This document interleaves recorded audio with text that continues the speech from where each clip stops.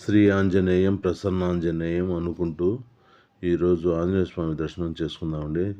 కాజాగూడ నుంచి దాబాకు వెళ్ళే వైపున దాబా దగ్గరలో సిగ్నల్కి దగ్గరలో ఉన్న ఆంజనేయ స్వామి గుడి అండి. ఇక్కడ ఆంజనేయ స్వామిని దర్శనం చేసుకునే ప్రయత్నం చేద్దామండి.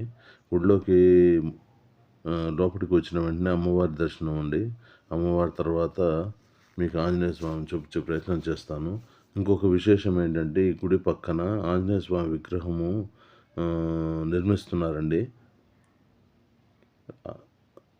ఆంజనేయ స్వామి విగ్రహం వచ్చేసి 30 అడుగుల దగ్గర ఉంటుంది అనుకుంటున్నాను. 2 అంతస్తులు ఎత్తు ఉంటుంది. 75% వరకు రెడీ అయిన ఆంజనేయ స్వామి విగ్రహం ఇంకొక 25% మాత్రమే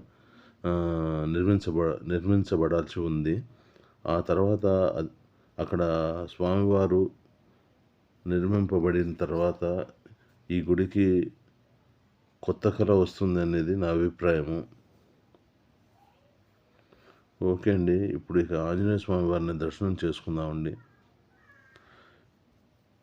ఆంజనేయ స్వామి గారు దర్శన భాగ్యం చాలా మంచిగా కలిగిందండి.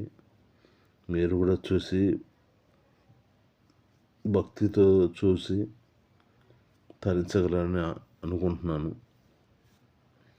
అలాగే అటువైపు కొంచెం ఎడమ వైపుకి లోపటి వైపుకి వెళ్తే అక్కడ నాగదేవతలు కొలువై ఉన్నారు. అలాగే పక్కనే నవగ్రహ దేవతలు కూడా కొలువై ఉన్నారు.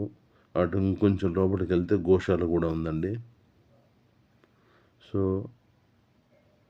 ఈరోజు ఆంజనేయ స్వామి దర్శనం చేసుకున్న ఆనందంలో మరొక వీడియోతో మళ్ళీ మీ ముందుకు వస్తాను. అప్పటి వరకు సబ్స్క్రైబ్. ఎలా ఉంది వీడియో కామెంట్ మాత్రం చేయండి, మర్చిపోకండి. Thank you.